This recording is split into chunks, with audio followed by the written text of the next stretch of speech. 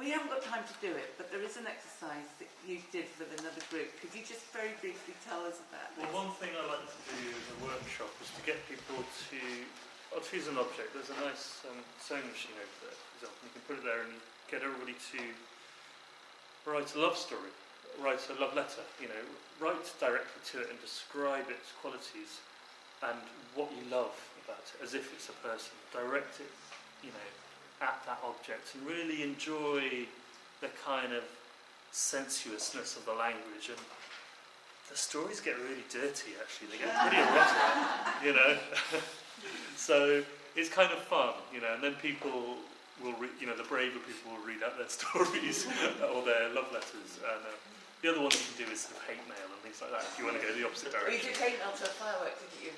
Yeah. I guess the point of this is how we get this kind of fear or anxiety about writing out of our systems and embrace it in the same way as we kind of embrace the creativity of making things in the studio. And kind of take that approach into it rather than this is a formal, dry writing academic process and therefore I'm not going to enjoy writing an artist statement. I think maybe we can just turn it around. Can I just say very briefly, and some people may know this, but years ago I found a wonderful Canadian book called The Artist's Way. You worked for all the chapters and it was supposed to release your creativity. And one of the things you had to do was every morning for an hour you had to write, not on computer, but write freehand about absolutely anything. And the rules were you weren't allowed to ever read it again, let alone anybody else. And after you think, oh gosh, this is such a chore, after a few days you are so addicted to writing, you would never miss doing it. It's absolutely amazing. But I think it's going from your brain to your hand rather than... It's not being afraid, isn't it? Because I've kept it You're not allowed to read it yourself. Can I also ask, is there anybody here who wants to continue writing, who wants writing more as part of their practice, who wants to perhaps write for magazines or anything? And I really hate writing. I hate the idea of it. I did literature. Yeah. It's sort of institutionalised the enjoyment out of it. So now every time I come to think about writing, it's just dread. Well, what I would say is that when you start to do that, there's a big difference between writing and then throwing a piece of paper away and getting it published. And one of the great things about getting published is you have an editor. And you learn so much from editors. Continuously you're learning from them because it's an objective voice and it's their job to go through it and really clearly drill down into it. And a good editor is just priceless. So, if you can find your way to get published, in order to engage with an editor who can take your work apart and you can put it back together, and you should have edited it a few times before you give it to them. But sorry, this is probably not helping with anxiety, but it really does help because this is filtering it through before it gets to the state of being public. So if you need to do that, if you're wanting to work with text, find somebody who can read your work, who you trust, who you won't feel anxious about showing it to, who will be honest and will go through and explain things. Because it's a really technical thing, writing as well. There are sort of ways of figuring it out. It's not magic. It's kind of, there are answers that are out there. So, and practice is a lot of it. So yeah. So in a second we're going to do, we're all going to say something about what we do, but first of all I just wanted to say something about jargon, because somebody just asked about it, and it's important to clarify the difference between some of the texts we saw when we were looking at artist statements that were meaningless arty bollocks, and some writing that is intelligent, well grounded in critical theory and art history, that might look to somebody who doesn't know anything about art or art history or art theory as exactly the same. So this is Hitesh Dayal's In Defense of the Poor Image, an essay that's available free on eFlux, and I believe we're going to do a session soon on Hito, so that's great. But if you look at her text, she uses sentences such as Obviously, this condition is not only connected to the neoliberal restructuring of media production and digital technology, it also has to do with the post-socialist and post-colonial restructuring of nation states, their cultures and their archives. Now, this comes midway through an essay, a long essay, in which she's set up and established the meaning of these terms. So she can use this kind of language with confidence, because we know what it means by the time we get to this. We know what it means in connection with her argument. So just to keep that in mind, you can use complex technical words and descriptions. You don't need to simplify things to death, but at the same time they have their places. This kind of language has its place, and it has to be really robust in its justification. That's great. So the point of this is that hopefully you might surprise yourself when you say it and write it down before you forget it, so that you can use this within your artist's statement. Okay, so. Okay, my name is Liz, and I make objects, installations and films which are concerned with the body and change, using materials which reflect that, like which have a changing quality about them, like wax and clay. Are you reading from a personal statement at the moment? A little bit. That's a brilliant. Little Yeah. Yeah. and that's about it. Yeah, that's great. No, I know what you do and why you do it. That's good. My name's Tim. I make sculptures from concrete using architectural forms of modernism. Yeah. And you're interested in modernism? Yes. Sorry. So basically, I'm interested in the architecture of modernity and the material of modernity. Mm-hmm. Why are you interested? That's what I'm trying to find. So that's what you're trying to find. But you've got most of an artist's statement there. Right. Yeah, that's your first sentence. I'm Jane. I have always seen sound, and I've always painted, and I've always made and loved music. And so I and my sister have an inherited thing called synesthesia, which now most people know a lot about. And I try and get what's in my head out there, up till now onto paper in terms of oil paints, printmaking, watercolour and so on.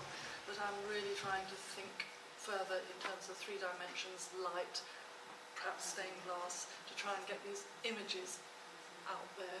And how does this relate to art history, Kandinsky? Well, to it was all the fashion in the Bauhaus era. visual music.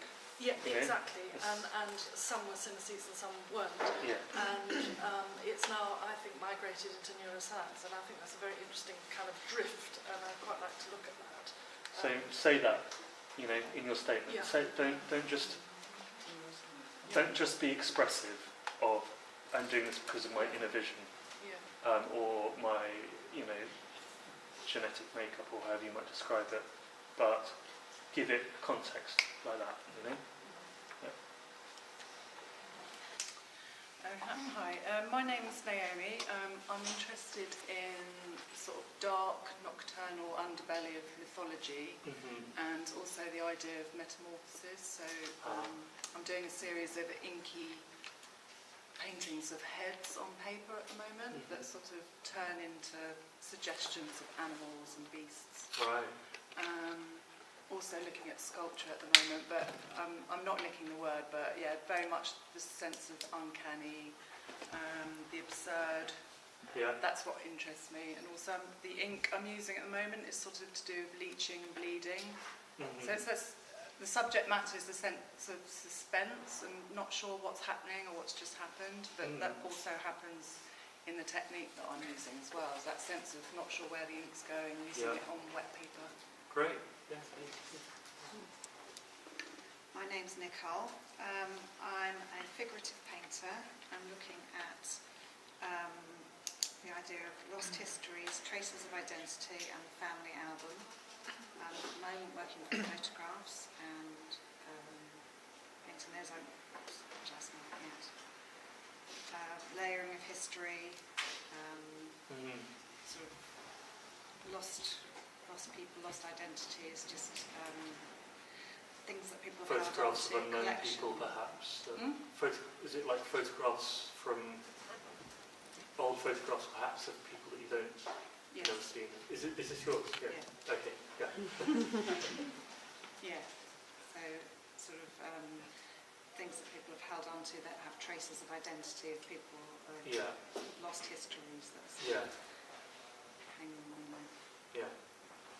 Interesting. And why do you do it in painting rather than like Boltanski would do it in Christian Photographs. Boltanski would do it through I photography? because I like the transforming, taking it away from its roots to a sort of more permanent, sort of transforming into a,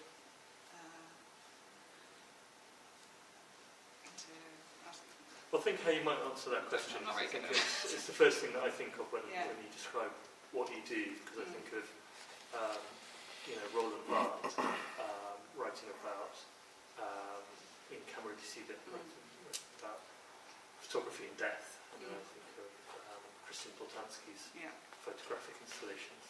So, but it I'm takes kind it a step further, a bit like Boltanski photographing, so you're taking away from the image. So yeah, by putting it into painting, you're taking Yeah. it further from its source, so it's sort of taking less, the traces are coming less and less. there'll be a word for that somewhere. Yeah, but that's good. I think you just need to clearly articulate that in one sentence, just what you're doing, and then that aspect of removing it a little bit. My name's Susan, and I am approaching my artist statement by talking about what I'm doing now, because for the same kinds of reasons, really. So I'm working in mixed media, starting using multiples of print. The subject matter that I'm interested in is mourning and memorial, using metaphors to do with folding and physical action, which I'm going to produce a video of the folding and unfolding of 219 screen prints, which is to do with the loss of the 219 girls in a specific event in Nigeria when Boko Haram abducted. So it's about the abduction of these girls and the fact that the parents don't know where they are. So it's creating an experience, a space for the viewer to feel the memory of unfolding and refolding of school uniform of these girls. Essentially what it's about. So I had to describe it because it's mixed things, because it's going to be a video. I've got to make screen prints first. So the kind of emotion that I'm interested in, apart from the mourning and the memory of sort of nested feelings within this folding metaphor, is rather the Musée des Beaux-Arts feeling of when Icarus falls into the sea, the beautiful, the expensive, delicate ship has somewhere to go to and sails on. So there's mass media coverage of global events for a short time, and then bring back our girls is all forgotten because the world's moved on, because they've got other things to do. So there's a tension. Are you interested in monuments more broadly? Yes, but memorials, memory the transience of memorials and memory, but also the creation of that feeling by sort of this haptic feeling of dealing with materials. So what you're trying to do different to the 9/11 memorial or something like that is create a tactile experience of memory and meaning. Because even though people are not actually doing this, the fact of watching folding and unfolding and of a so I think what you need to do there is loaded. just to write down that word tactile and in connection with mourning and memory, just so that you have these as kind of concrete things that you're dealing with straight away. Sometimes it's worth just gathering 5 or 6 words that are in the foreground of your mind in terms of what you're doing at the moment and trying to formulate that into couple of sentences, and it could emerge from that actually. Hi, my name's Toby, and I use collaboration around digital drawing to examine ideas about pastiche and plagiarism within the group of collaborators. What is digital drawing? Just using a drawing pad on a computer. Yeah. Abstract digital drawing, I was going to say, actually, just to make it a bit more specific. Yeah. Basically, using a wacko board, whatever it's called, on a Mac, so that you're basically drawing a picture directly onto Photoshop rather than a piece of paper. But it's trying to build collaborations around that as a central kind of medium. Great. And then where the collaborators pastiche and plagiarise from each other, in order to, just to do that, and then going forward, I'd like to kind of expand the collaboration to kind of bring on board more people. I think that's useful because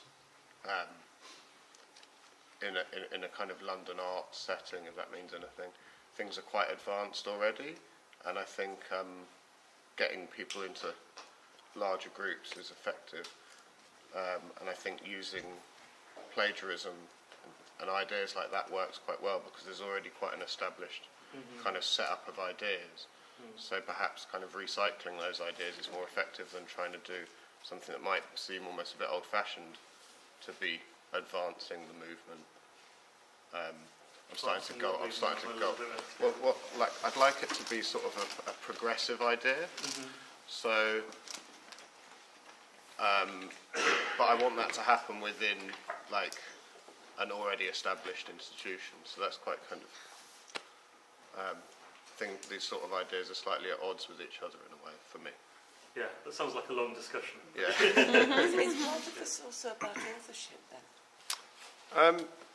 I'm trying to find ways to kind of do, like, for some reason I have this preoccupation that it has to be somehow socially useful or something. So I always keep coming back to that.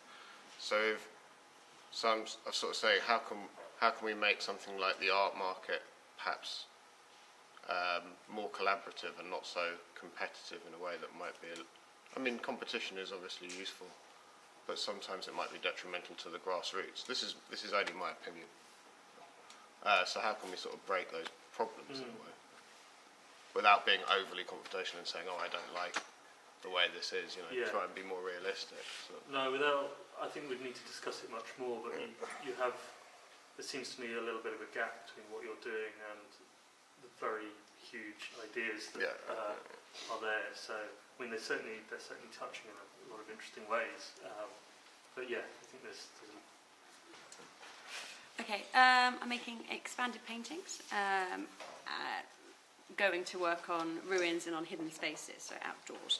I've been using geometric symbols, like a code almost, that have been influenced by ancient Egyptian aesthetics and celestial objects, and things like this. Are you graffitiing? Is that what you? Well, I'm trying to. Well, that's actually what I've been asking myself. Because I haven't started yet, and I'm thinking, well, I don't. Okay. What makes it different? Yeah. Do you know what I mean? What is? Yeah. Anyway, and so themes that I've been interested in for a while are journeys and my own transience. So the idea that these places all these works will sort of disappear, but there'll be a trace, like lots of these bits on the floor of mine. I'm so satisfied that they're still there.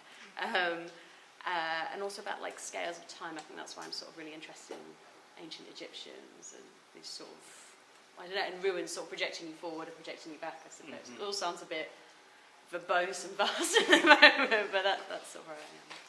So yeah, there's lots of different things going on there. I know. There's interesting contrasts between the ephemeral and the monumental, maybe. And also wanting to leave even though it's sort of like these are barely their images, but they're still there, and there's something about that tension as well. So, yeah. And something about the ruins I want to say as well is I'm looking to work in places that are going to be demolished, so places that are, that won't exist. The world will not exist anymore. So. It sounds, and then how do these works exist for the viewer? Is it as in conceptual and land art? Does it exist as photographs and videos? That's the sort of. the constant thing that was going on there. I don't know if you know an Italian artist called Giuseppe Gabelloni, but he made these wonderful sculptures, and then he would take a beautiful photograph of it and destroy the sculpture, so that you just had this photograph. It was a kind of real play with the heritage of arte povera and all of this kind of ephemerality, but ephemerality that turns in the final moment, it turns into a document, an archivable document. I'm Anna. I make paintings, drawings, installations, which respond to the idea of interior space. And my interest in interior space and architecture is as sort of as a metaphor, and a space in which identity can be performed, or as a space that kind of dictates a certain ideology. And what kind of ideology? so, for example, I looked at show homes, and I looked at them as a space which hides a certain kind of lifestyle idea or an aspiration. And then in contrast, I'm also interested in the idea of the decorative, and I look back at 19th century interiors, and that is a sort of, I don't know, a space that describes, that shows personality, but describes. Yeah, well, I think that's important to kind of root your interest in those specific examples, because as you go forward, you might find that what you're doing is repeatedly looking at these ideal, utopian, but kind of fairly bland spaces. My name is Mark. I currently use lens-based media and performance to create immersive experiences that look at liminality and guides the viewer through their own subconscious. Great, that's good. Liminality. What kind of liminality? This is I think the liminal experience of might come with starting to interrogate your own subconscious by taking up ritual, which the ritual is a part of the performance. So taking people and making them get to it. So the liminal state between your everyday experience and a spiritual, perhaps experience, or some other and also transcendental between one. being a viewer of the art and being a participant of the art. There's a stage in between that seems to be something that I'm looking at. Yeah, great, thank you. Thank you.